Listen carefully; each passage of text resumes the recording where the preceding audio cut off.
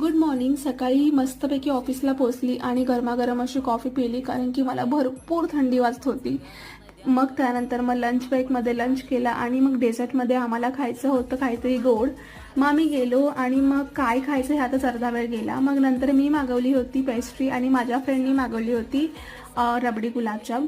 मग ते आम्ही मस्तपैकी एन्जॉय करत होतो, कारण की दोघींनाही गोड भरपूर जास्त आवडतं. मग त्यानंतर असा टाइमपास वगैरे करत, काम वगैरे करत आम्ही नंतर निघालो ऑफिसमधून. आणि मग मी घरी यायला निघाले आणि ट्रेन खूप उशिरा होत्या. मग घरी येऊन मग मी जिरा आणि सोपचं पाणी पिलं. त्यानंतर या पिंटुकल्याला भेटायला गेली.